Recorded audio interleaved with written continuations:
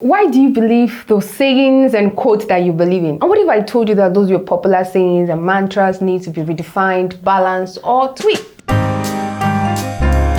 Hello guys, you're welcome to the Princess Amarachi show. Yes, in today's episode we'll be looking at 3 quotes or 3 popular sayings that people make that needs a little balancing, redefinition, or to be tweaked. You know, why we discuss this is that most of the sayings we make are mantras and they affect our mindsets. And if we really don't balance them enough, that means we're finding it very difficult to move forward in life, and they will affect our actions and our reactions with people. Yes, you're welcome to the show once again. If this is your first time watching, it's the perfect time for you to subscribe and turn on the notification bell. Now, one of the quotes that people actually say, and I find a little bit misunderstood, is this quote: experience is the best teacher. Now, when Julius Caesar said experience is the teacher of all things, and Peterson added that it is the best teacher, he never said that it only has to be your experience. Of course, experience is a fantastic teacher. There are diverse kinds of experiences, but most of us try to streamline our quotes to just personal experience as being the only way that one can learn in life. You and I know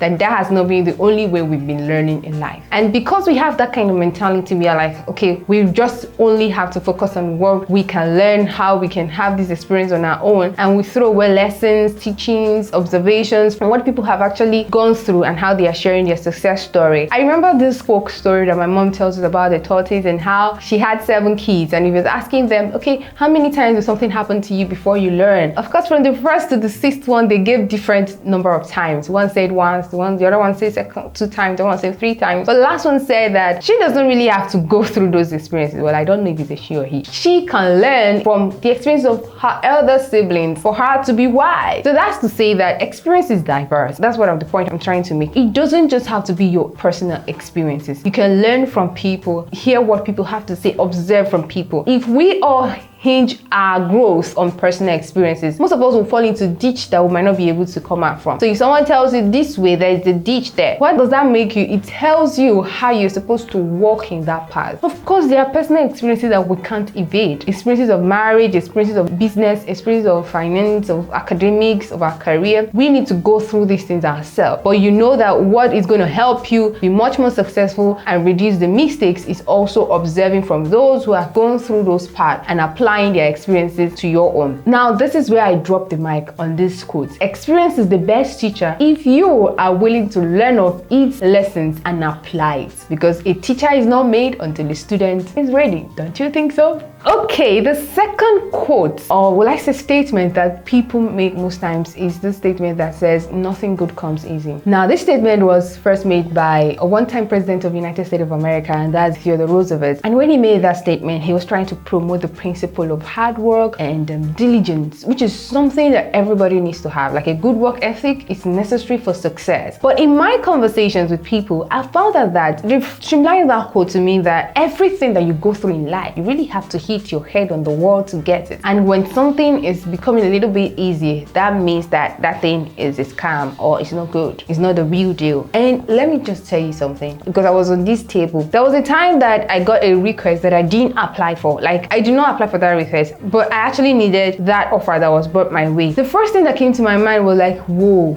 I don't think this is good. This is too good to be true. Like, I was almost at the verge of declining that request because I felt like, well, I didn't ask for it, even though I actually needed it. But what I forgot is that I have made such sacrifices in the past. Like, there are steps I've taken in the past that culminated into me being open or being opportune or privileged to receive that kind of request. But we don't remember that. Nothing good comes easy. Fine. Some things come to us easy as a result of favor and because of what we have done in the past. Do you get it? Now, when something is coming to your way and it seems so easy, ask yourself, have I done anything? Have I sown any seed in the past that is making me reap this kind of favor at this point in time? Because most times we must have labored in the past. We've done these sacrifices. We've created an opportunity for us to be in that kind of scenario that seems like it's favor or luck. Because the truth is, most times the luck we call luck is not what it is. We have worked for it in the past, or we've made the sacrifice in the past, and this is the moment to reap it. So when is that moment to reap something? Please, in enjoy it. Don't still expect that you need to sweat to reap or enjoy that blessing that is coming your way. I'm not saying you shouldn't work. You need to work, because it is when you work that you'll be able to reap the ease and enjoy the favor that we're talking about. So understand the place of favor, ease, and creating system. Don't think that it has to be hard to be the real deal. Now, this is solely my view. I'd like to get yours. What's your thought on this quote? Now, the third saying that I think we need to look into is that saying that goes like this: you can do whatever you like. When people make this statement, I feel they are trying to communicate that when you have a passion, just follow through it and do it and achieve it. But also, as I communicate with people, I find out that they have this kind of view, especially young people. We have this kind of view that adulthood is a moment where you do whatever you like. So when they grow with that, they try to live their life on the platform of liberty and liberality, you understand? But wait, I want to ask this question. Really, can you do whatever you like? No matter how graced your theory or your religion is or your belief is, do you think that there is anyone on earth who does whatever he or she likes? Because if people actually do whatever they like, I don't think you'll be with that phone or that television that you're watching with me. Someone will have come to smash it, because it feels like smashing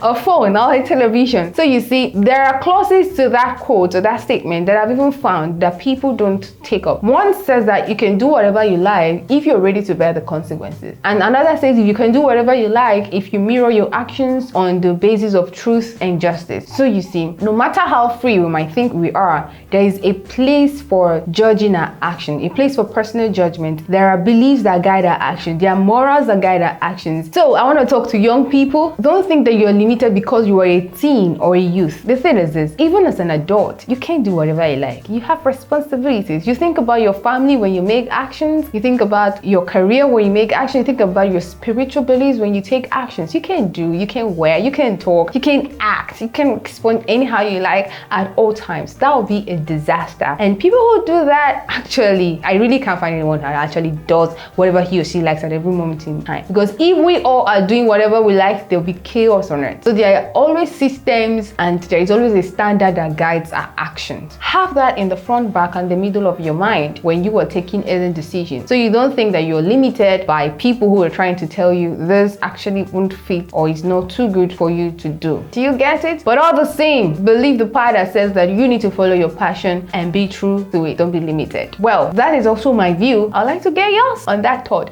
Or do you think that we can actually do whatever we like, irrespective of any standard, belief, religion, or thought? I would like to get your thought on that right in the comment section. Well, these are the 3 popular sayings. There are more. The list is not exhaustive, and I'm waiting for you to drop in some of the other ones you think we need to look more into. Because one thing is that you need to ask yourself, why do I believe the quotes that I believe in? Why do I believe the saying that I believe in? Especially when it's not coming from you. Because there might have been a scenario that led to that. There might have been a reason, or the person that is saying it based on their own belief or based on their own orientation at that moment. So you don't just take everything hook, line, and sinker. It's good you question things, because they affect your belief if you don't question them. That's it on today's episode. Thank you so much for listening.